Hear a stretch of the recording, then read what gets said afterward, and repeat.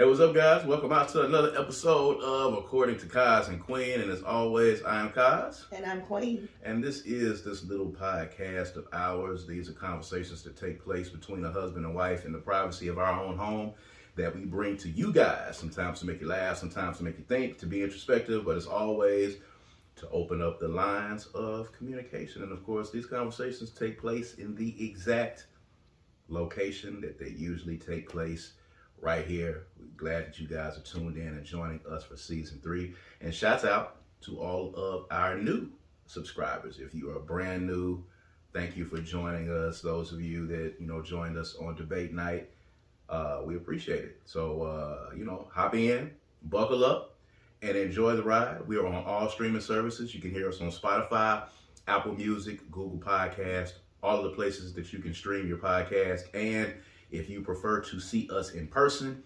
youtube.com/Brad Kamikaze Franklin, youtube.com/Brad Kamikaze Franklin. Of course, when I put my finger right here, boom, somewhere in here, you'll see it.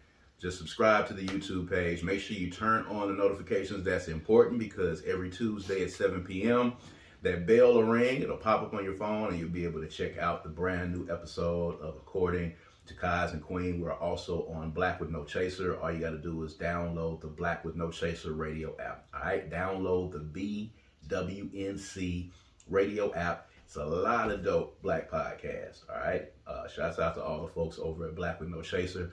It's a lot of dope podcasts on that app as well. So not just us, the Vibe Controllers are on there as well. A lot of folks that you go and check out.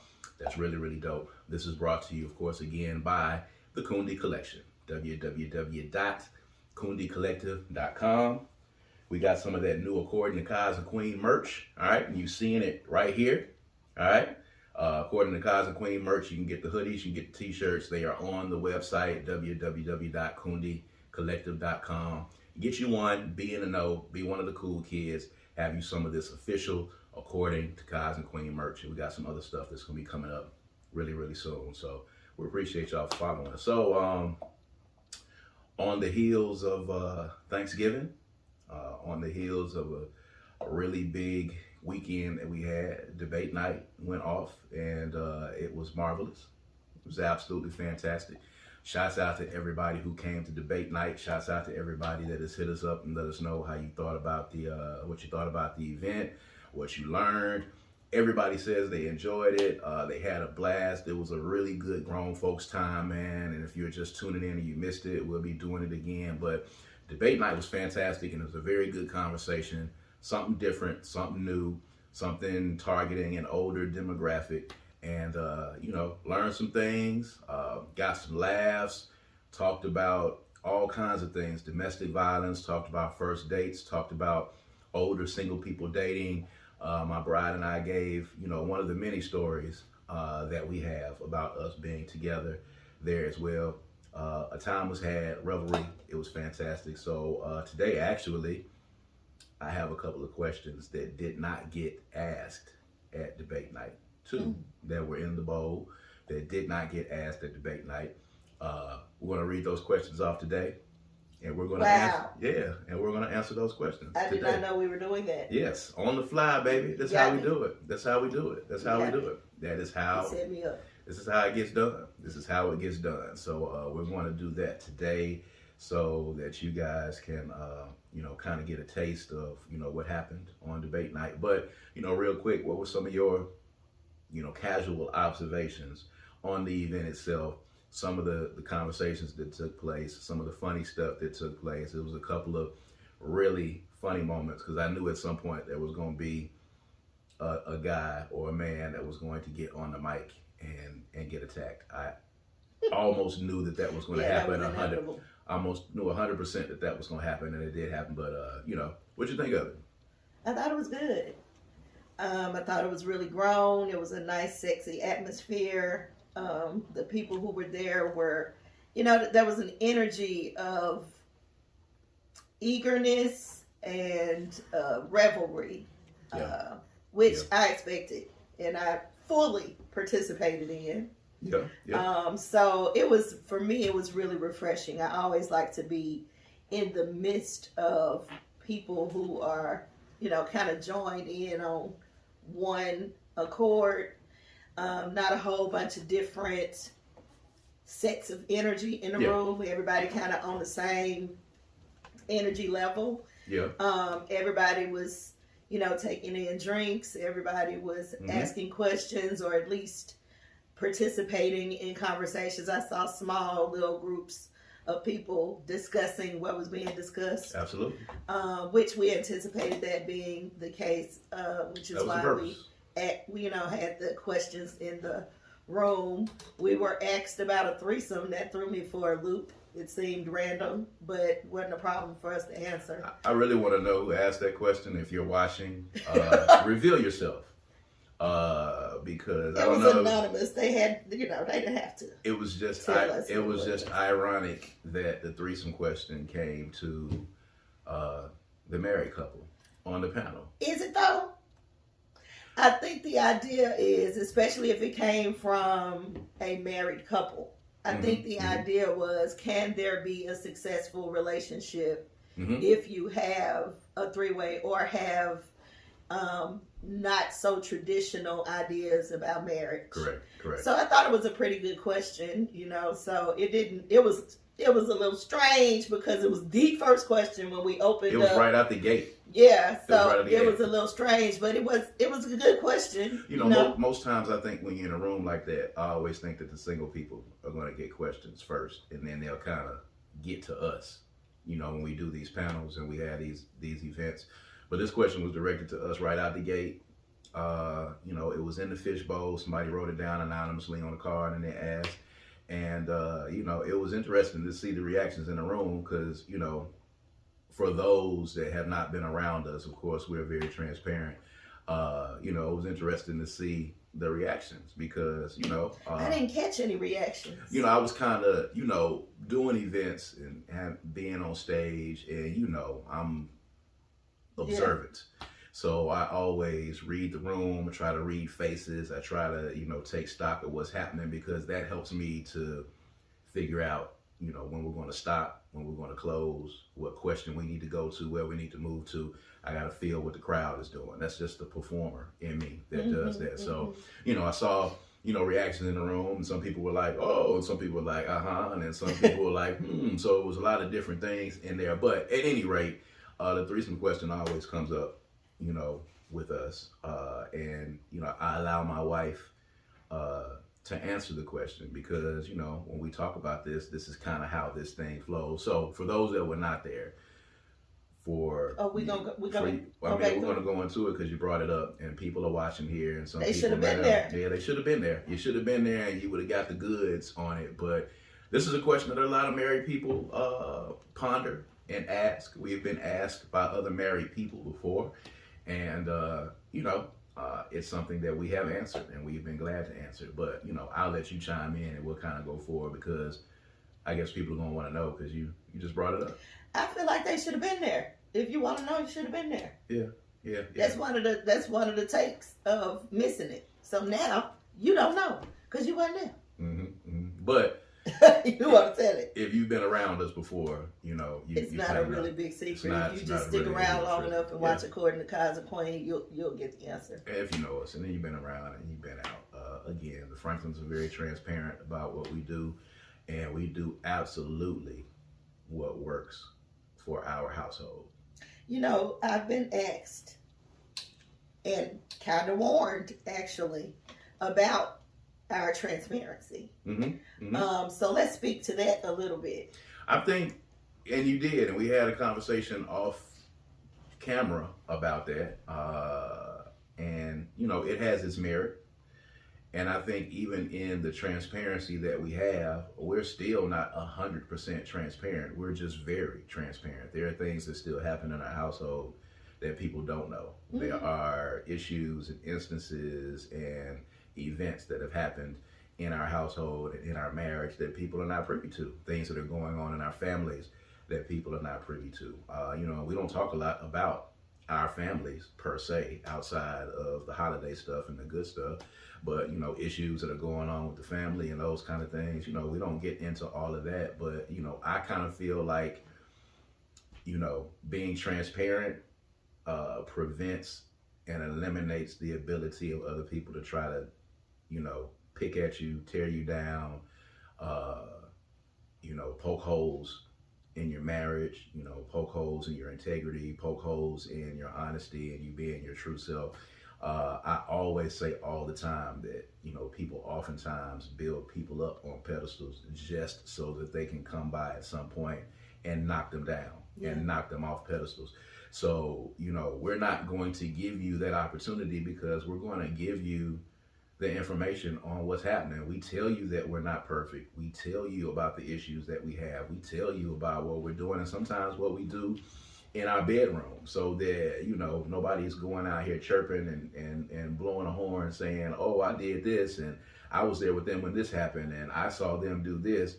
It's not going to be any surprises because we're going to basically tell you what it is that we do because, again, the only people that need to be concerned about what happens in keeping this marriage together is the two of us. We do what works for our household. We don't do what works for your household. And we don't give a damn what goes on in your household. We give advice based upon our marriage. We're not experts. We don't think we're better than anybody. We always put out that disclaimer. We're telling you what works for us. We're telling you about our experiences. Some of them work, and some of them might not work for you. What we do in our home and in our bedroom may not work for you. You may not at all be into doing threesomes. You may not think it's something that you should be doing as a married couple. That might not be your cup of tea. That's cool. That's what you need to do for your household. What we do in our household is, of course, what works for us. Because at the end of the day, when it's all said and done, when the rubber meets the road and all those, like throwing out those platitudes. We've been watching shows where they're just throwing out sayings and platitudes all over. But anyway, at the end of the day, when the rubber meets the road, when it comes counting time, the only people that have to deal with the consequences of what we do in this household is us and the little one back here. I'm actually by nature a private person. I have been learning how to be more transparent. But I think the reason why people have difficulty with transparency in relationships is because they are not living authentic lives. So we are authentically showing up in all facets of our lives, not just our marriage, in our careers, in our parenting, in our relationship with families and friends. We show up authentically, flaws and all. So it's not difficult. It's not a chore. It's not something we have to contemplate when we're asked a question. We can answer that question truthfully because we live truthful lives. So I think if you have a problem with our ability to be transparent, then it's a reflection of something that you need to work out for yourself. You got a problem with your own inner self. Or you are living a lie. And you're uncomfortable showing up in a place where truth is absolute. We don't live a lie. And we are absolutely honest with each other. There's nothing about my past that my husband doesn't know. There's nothing about what I seek for my future that he doesn't know. Does that mean he agrees? Not all the time. Does that mean that I should be ashamed? Some of the stuff I've done is not, nothing I write a billboard about. Oh. However, he knows. So it's not a problem for me to be sitting next to him telling somebody else in the effort of trying to get people to recognize themselves in what we've already been through. I mean, that's what life is about. Yeah. Life is about going through, learning lessons, and then trying to help other people to prevent them from having to go through the same things you've gone through. Exactly. So when I'm given an opportunity to say, okay, look, this is what I did. When I was your age, I did this. This is what I learned. This is how it hurt me. This is how it helped me. That's what I feel like my contribution is to this life. So yeah, transparency is not an issue for the Franklins. It's not, because I have done things that I am not proud of that I've told you about. And as you get older, there should always be things that you are not proud of that you've done as you were younger. I have been a terrible father at times. I have been a terrible boyfriend at times. I have been a bad husband at times. I have had to deal with the consequences of all of those actions. I've been a bad friend at times. I've been a bad business partner at times. I have been bad in several areas of my life. So, the past is just that. It's the past. As long as you're not dwelling in it and you're learning from it, it's different. And as long as you are living in your truth, whoever it is, and I think that's why a lot of people are comfortable around us, because they can live in their truth around us. They can be who they are. The Franklins don't put on airs. We don't put on a show. We're not trying to impress anyone at all whatsoever. Whatever it is that you think is whatever it is that you think. We do what we do. And, Unapologetically. And I think, people may have been shocked. People may have not been shocked to hear the stories that we have. A lot of people had not heard the story of us breaking up. A lot of people had thought we had been together, continuously since the first time we got together. A lot of people didn't know that story. A lot of people didn't know the bodies that we left in our wake as single people leading up. I've heard a lot of conversations about people with body count. Does body count matter? The number of people you've had sex with up to a particular time. None of that matters when you find a person that you want to spend the rest of your life with. Because at the end of the day, again, keep using that. When you're on your deathbed, or you are next to your spouse's deathbed and you're holding their hand and y'all are in the twilight of your lives, body count ain't gonna matter. Whether or not you had threesomes ain't gonna matter. Whether or not you spent $500 on the first date ain't gonna matter. Whether or not you went to the Cheesecake Factory, whether or not y'all went 50-50 in your household, none of that is gonna matter when you're 65, 70 years old. And you're looking and wishing and hoping that there was somebody to spend the twilight of your life, your twilight years with. I want to be with her, and I want to be able to reach over and hold her hand until I expire and I leave this planet. And that's what I want. And at that time, that is all I'm worried about. I am only concerned about making sure that this woman is with me for the rest of my life. That's my only concern. And what happened before then for me doesn't matter. At the end of the day, none of this is gonna matter. The money, the fame, your celebrity, all of this is not gonna matter. There's so many older people that I talk to that are in their late 60s and 70s, and some of them even in their 80s, when they talk about what's important to them at that point. And none of them talk about spending $200 on a first date and taking somebody to the Cheesecake Factory and going 50-50 on bills and all of this and that type of revelry. They don't talk about any of that shit, man. They talk about being in love. And, the stories that I see of people who, husbands and wives that die next to each other, or die holding hands to each other, or, once one spouse dies and then the other one dies a few months afterward. Those kind of things. Those are people who just knew that they were going to be together till the end, till death do they part. And that's really the most important thing at the end of the day. I don't care how many people my wife had sex with before she got with me. That's her business. And she doesn't care how many people I had sex with before. We have already talked about this, and we've talked about it on this show. We was doing our thing. We had rosters. You know what I'm saying? So, my wife now has a really strong pimp hand. I love to see her pimp hand at work. I tell people that all the time. My wife has a very strong pimp hand, and her game is strong. And, sometimes there is an attractive, unsuspecting young lady that we might meet out. And Lord have mercy. My wife might whisper some sweet nothings in her ear, and then, whatever happens after that happens. I enjoy watching it myself. I'm a spectator at heart. I enjoy it. You might be just threw a wrench in my game right there. Nah, that's not a wrench in the game, because your pimp hand is strong. They can't stop it when it's strong like that. You know what it is. And it's not one of those things, too. I got to preface this.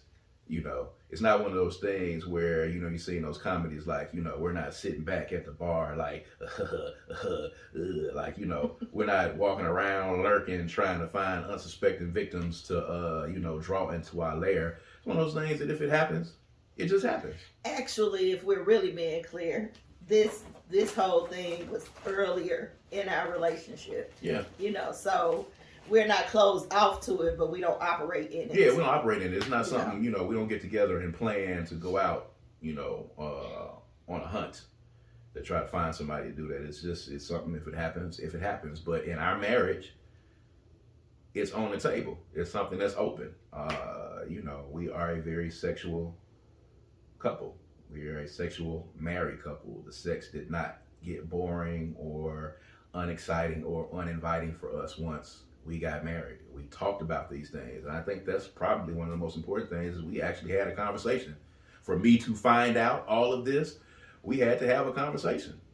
For us to get to the point where we were comfortable doing that, we had to have a conversation about what the parameters are, what this is. I didn't know right off the bat that, my wife would be open to this. I didn't know this. The conversation came up. And what if we had never talked about it, never communicated it, and then something else would have happened? And I see people and I see couples and marriages where this happens all the time. If you're honest and your intent is there to be truthful and open in the beginning, you don't know what opportunities may open up to you. You know what happens when a man is with a woman who's attracted to other women and he doesn't know that she's attracted to women? What's that? Cheating. Yeah. Because it's not going to go away.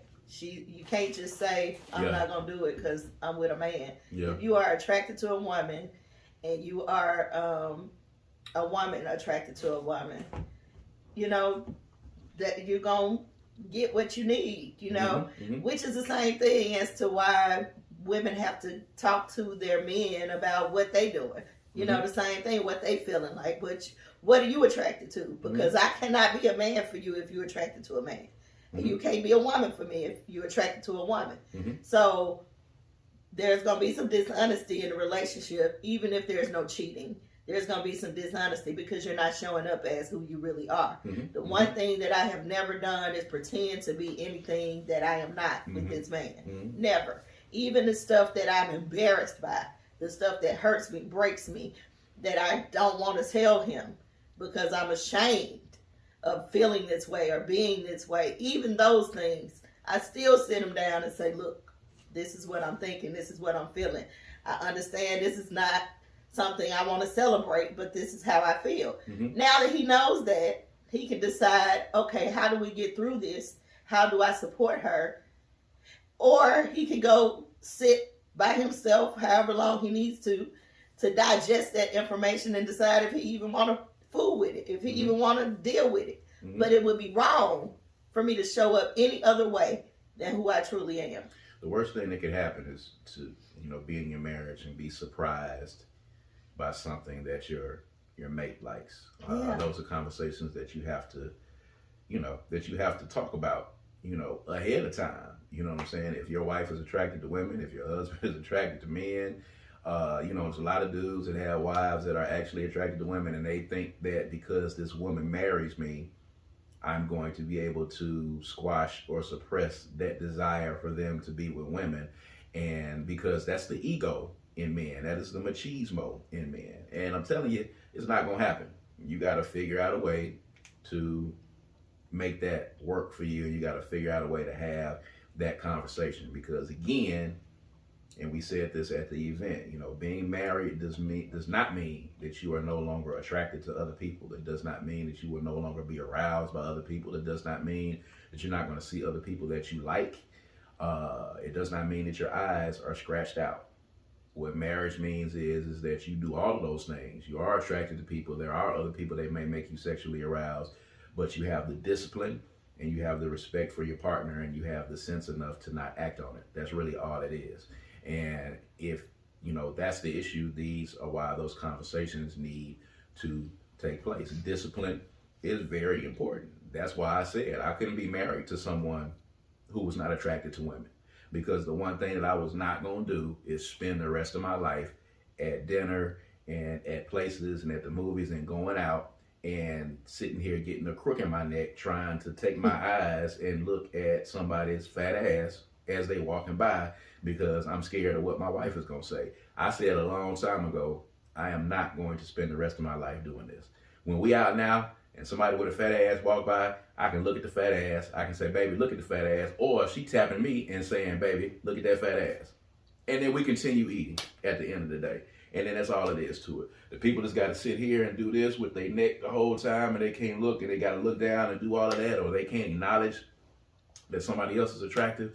That to me is a horrible existence for the rest of your life to have to deal with. So, I'm lucky that I can come to my wife and be like, she fine.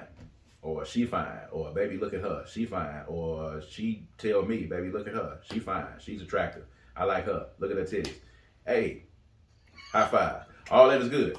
So, you know, at the end of the day, I had to have somebody to do that because I know me and I know her and we know where we were when we were single people. And, you know, we have that communication so that happens. Interesting enough, that was actually one of the questions that did not get asked. Okay.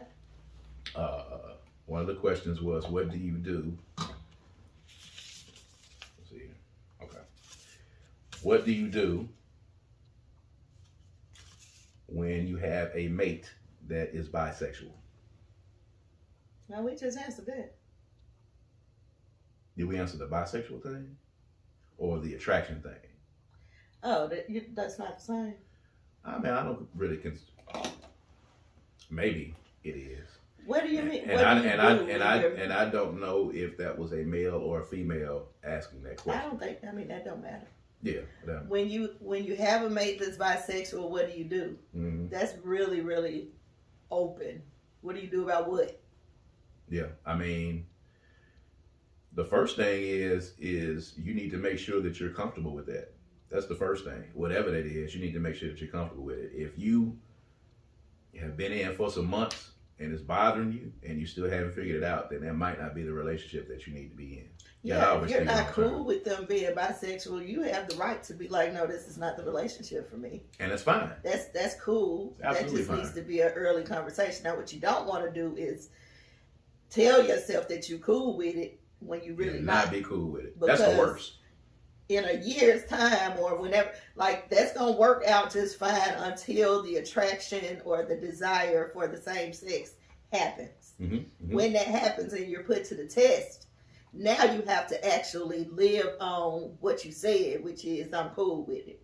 And if you're not cool with it, it's going to be problematic. Mm-hmm. So this goes back to having these conversations early in the relationship. Mm-hmm. When you at the cheesecake factory, mm-hmm. you need to be having these kind of conversations so that you can decide then and there, is this something that I want to deal with? Is this something that I feel like is worthwhile? Is this something that's going to be a problem later? Mm-hmm. You know, can I satisfy this person? Because if they're bisexual, then chances are that once they fall in love with you, they good. You know what I'm saying? Absolutely. There's a good chance of that. Absolutely. So it's just about what you're willing to put up with, what is a red flag for you, mm-hmm. and if you're good with it, give them the right to be who they are, mm-hmm. and be authentic about how you feel about it, and just mm-hmm. communicate through the whole thing. And you definitely need to be spending that date time having a conversation and not worrying about how much money they're spending on the date. That's what the date is for. The dates are for you to have these conversations. I like one of the things that was said at debate night that the single lady said, and both of them were saying that they were not really interested in dating. And one of them, Pia, actually said, I don't go out in public with you, and I'm not seen with you until we have chilled and probably had sex and all of that before we go out in public and have the date. And that's actually a smart way to do things, in my opinion. Mm-mm. You disagree? Yeah, no. You're not coming to my house. Well, not necessarily coming to the house. That's what she said. Yeah, I get that. Because if you're not in public, where you at? The coming to the house thing is not, I mean, you know, you go to a hotel, you can go to neutral sites. She did say that, you know, she was giving out the tag number and all the information to the friend so that she could, you know, she was taking precautions for being safe. So she was being thoughtful about safety. Yes. She said that she gave, I don't know, I think you might have been in the green room at that time. Yeah, she said, I have two friends. Well, one married couple set of friends and another friend. I get your tag number, all of your information, all that stuff, and I give it to them before you come to my house.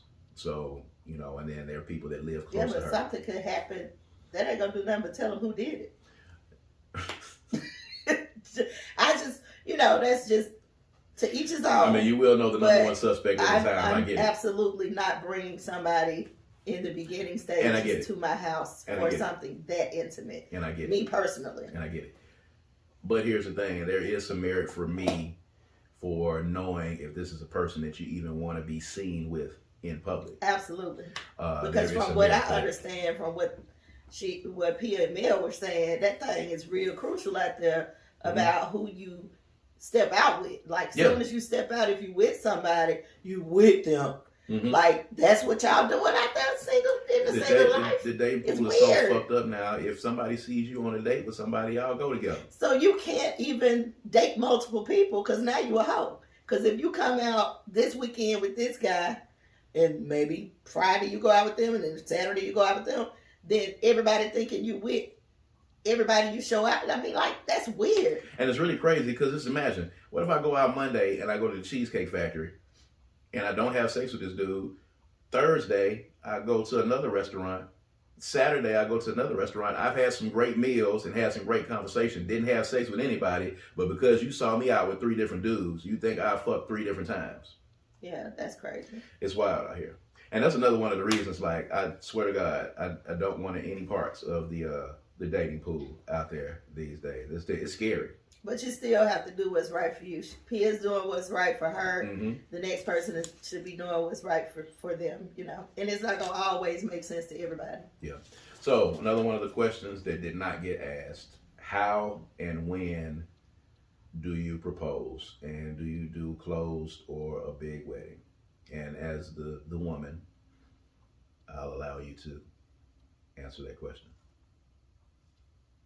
How and when to propose? Closed or a big wedding? I think you should answer the proposal. The proposal part, don't propose unless you are sure that you want to get married. That's A. How is up to you and whatever your level of creativity is. How do you determine when you're ready to propose? I think is what they're asking. For me, I knew, of course, we told our story about our separation. I knew the moment that you left me and there was that 3-year span where we were separated. I knew the moment as I saw you drive off into the distance with your mattress on the back of that truck. I knew then that you were going to be my wife and I was going to marry you. Such a shame. When I got you back, I was going to marry you. When I got you back, you wasn't going no place else again. It snapped to me just like that. And of course, it's cliche. And everybody in the room who, you know, was decidedly on your side at that time that said, well, you know, why did it take her doing that for you to get it? And sometimes that's what it takes. It took me getting that good, swift punch in the gut for me to realize that, hey, man, you about to fuck up and you about to lose your wife. And I knew that when I got you back, I was going to propose to you at that time. So it was already planned. So the plan was to make sure that I got you back. And it took me a while, but I got you back. And the moment that happened, I think, you know, once we got back together, I think it was a few months after that I proposed to you. And it was a nice event that we were at. We were in a nice suite, nice hotel. I was hosting an event. I was in a tuxedo. And I thought that was the appropriate time. I'm not big on the public displays. You know, if you're somebody that does the proposals at the football game on the Titantron, or on the baseball field, or you get together at the family reunion, or you get all your friends over and, you know, you do all of this and you got the camera guy there. I'm not a big production guy on that sense. This was an intimate moment between me and the person that I wanted to marry me. And I wanted that moment to be able to stay that way. I didn't want anybody else to be able to tell the story of that night and what happened but me and her. And we're the only 2 people that were there at the time. You know, there were some friends who were downstairs who we went down and gave the news to when we got down there, when she had the engagement ring on her finger. But the actual event, when it actually happened, that story is just ours. We were so, like, not working towards marriage internally. Mm-hmm. We didn't even know which finger the ring went on. He put the ring on the wrong finger. Yeah, somebody had to tell me. So we went downstairs and his I'm not exactly proud of that either. Why is her ring on the wrong hand? I put that thing on that wrong finger, man, and was down there. Hey, y'all, look. I didn't know either, though. That finger, what was that? Was it here? Was it on the... It was on the wrong hand. The wrong hand? It was on my right hand. Okay. It goes on the left hand. I didn't mean to flick y'all off out there, but I thought that's the finger that we put it on. But yeah, we was on the wrong hand. Everything was wrong. I didn't know what the hell I was doing. I knew to get down. I knew to get down on one knee and ask her to marry me. It was my first time doing it. And like I said at debate night, that was my first time proposing. And I aimed for it to be my last time. proposing. It's my first time getting married, and I aim for that to be the last time that I get married. I just, these people out here that get married 3, 4, 5 times, I don't know what you're doing. You're playing around and you're wasting people's time. I don't understand. They like weddings. I don't know, man. You're wasting people's time doing that. But that's just me. That's just me, and that's just us. But at any rate, all right. So the second part was closed or public weddings, and as the bride, I'll let you answer that question. So for me, it's always more. To me, it's more about creating a memory and something that can live in my soul forever. So I'm always going to be more inclined to do something intimate. So I appreciate the large weddings. We are also very practical minded people. Mm-hmm. We don't like spending money where it's just to be spending money. Mm-hmm. I've learned over the years as a wedding officiant that the wedding is really for the people who come to watch you get married. It's not necessarily for the two people. Mm-hmm. A lot of times, the bride has this day and she gets to be beautiful and she gets to do all of these wonderful things, and it becomes about the bride, right? But ultimately, it's the show. It's the people who are there that you put this big, huge thing on for. We've never been those kind of people. Individually and definitely not collectively. So it wouldn't be anything. I wouldn't want something gigantic. Our wedding was at the Rose Garden in Jackson, Mississippi, outside, nighttime wedding. Downtown Jackson. Mm-hmm. Nobody was there except the people that I absolutely positively knew wanted the both of us to be happy forever. If I had to question in any way, shape, or form the energy that you would bring, you could not be there. So it's very small, maybe 20 people. Then we had a ceremony about a month later where we opened it up to, extended family and friends and coworkers and people who wanted to just kind of be there to celebrate us. Yeah. And that was beautiful as well. But it's always more important to me that the energy is controlled and dictated by us. So intimate is always going to be my choice. Mm-hmm. Now, I do think that big weddings can have their place if you got the money for it. It's not going to stretch you and this is what you want, do your thing. But make sure that you're not doing it for the wrong reasons, like just to show up, or because you have this name and people expect you to do this, or because you want a particular look, or you have a brand that has to be out there. Like those to me aren't reasons enough to have a particular type of wedding. I think it's important that you stay true to yourself and that you don't miss what it's actually supposed to be about. The wedding day is basically a celebration, which could be anything. You can get married in a bar. You can get married in your backyard. It's just a celebration.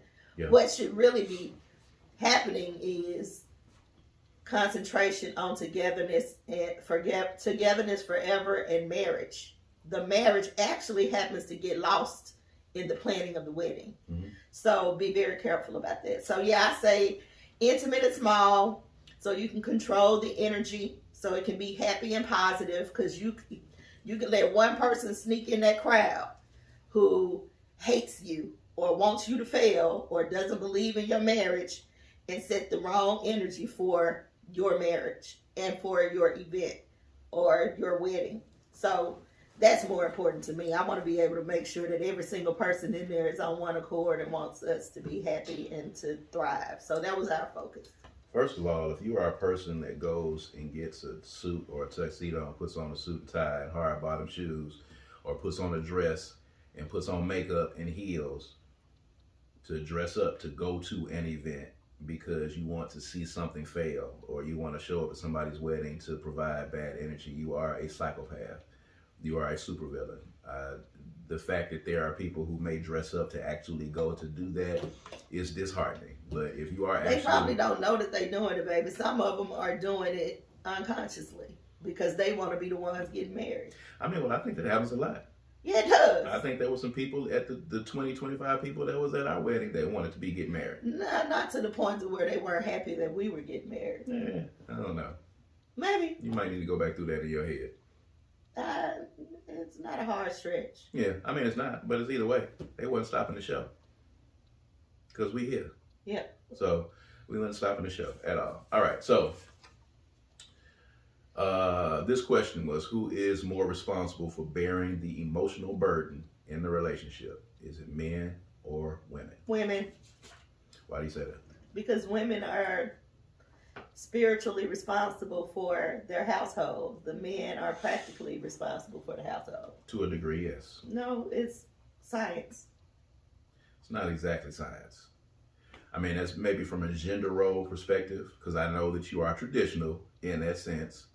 But you need men that are emotionally intelligent in a relationship, do you not? Mm-hmm. It would help. You have to have men who are in tune with their emotions, who are emotionally mature, who bears the emotional burden in the relationship. Is it men or women? You said women, and I wasn't disagreeing with you, but I was also saying... Yeah, I don't want you was finna go down a road that didn't have nothing to do with that question. So let's take it back and not answer the question. I mean, I think there's an equal burden. Well, we gonna fail then. Why is that? Because you are not emotional. That doesn't mean I'm right. It means that I need to be more in tune so that I can help to carry some of that emotional burden. That's what I was saying.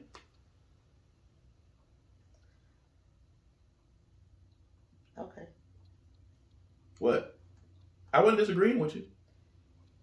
Okay. I wasn't disagreeing with you. I was saying that I acknowledge that I'm not as emotional or as emotionally intelligent as I need to be. You should not be carrying that burden by yourself. That's what I was saying. Okay, so you're talking about what should happen. I'm talking about what does happen. Because it ain't just us. The question was who carries the burden. Women are more emotional than men. So, of course, we're going to carry the burden of the household. The emotional burden of the relationship. And not necessarily a burden, just the emotion of the relationship. We are emotional. That is science. More emotional than men. That is science. Is it not? You should look that up. We'll look it up and we'll... I don't need to look it up because I've already looked it up, but you can. You think that that's a gender thing? Just women are just naturally more emotional than men? Yeah. Because men say that all the time.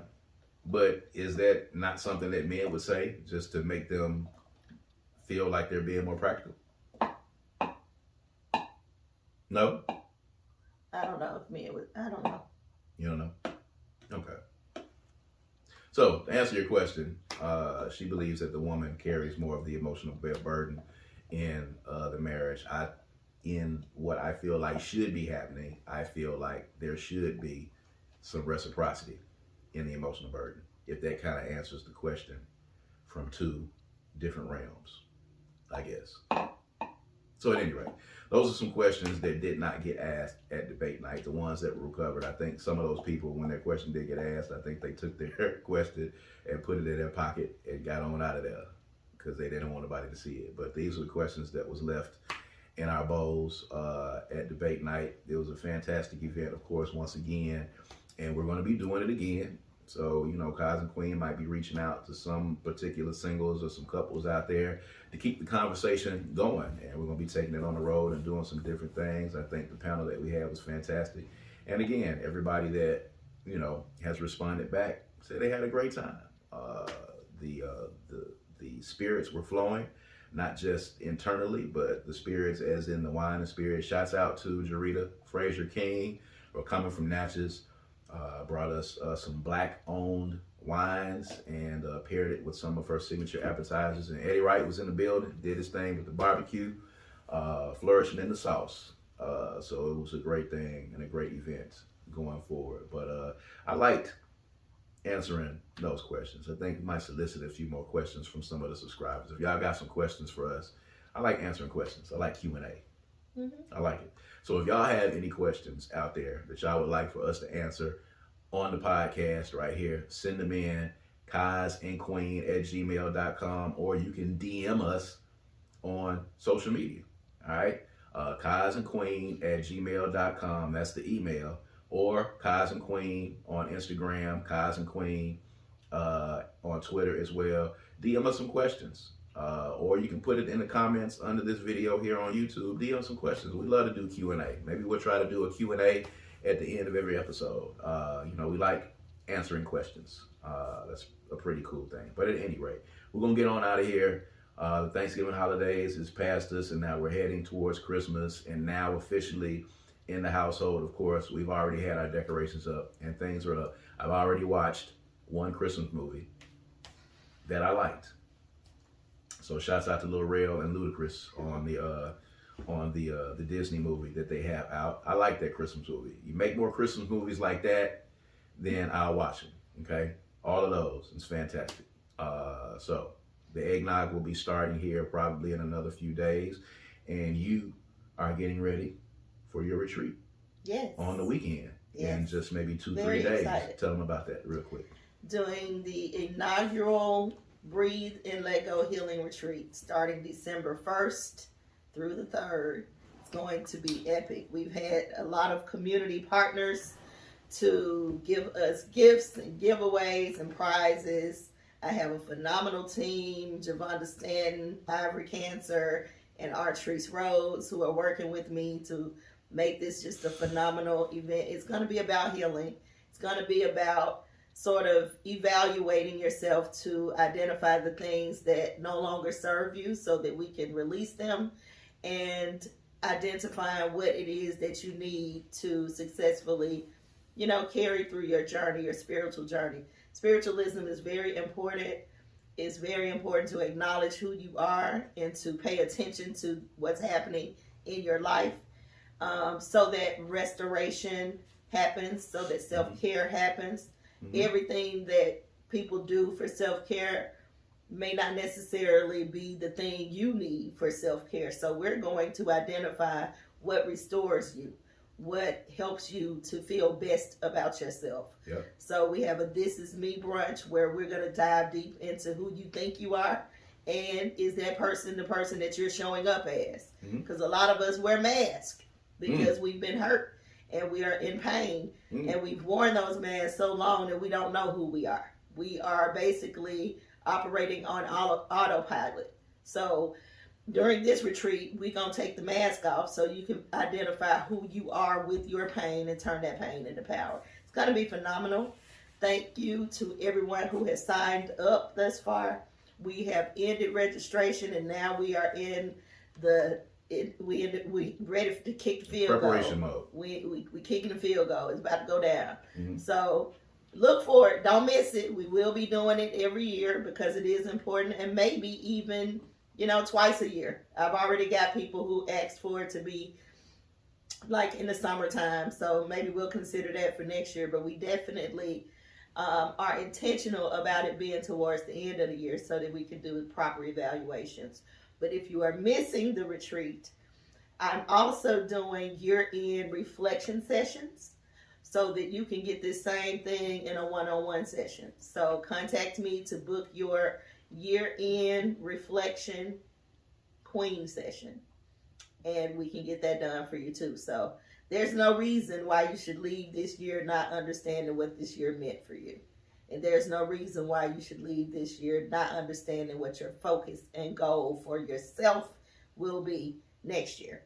There you go. If you do the retreat or if you do the queen session, either one, I got you. And there it is. The Breathe and Let Go retreat is going down in just a few days. If you're watching us today, 2-3 more days. December the 1st is when it begins, December the 1st through the 3rd. And if you missed this one, it'll be coming up again real soon. Just another one of the great things that we've got going on over here with Team Kaz and Queen, according to Kaz and Queen. So make sure y'all continue to stay tuned. We got more stuff, more events, and a lot of other stuff happening for you as well. All right, as always, For According to Kaz and Queen, I am Kaz. And I'm Queen. And this is According to Kaz and Queen. And we'll see you guys next time. Peace and power. Peace.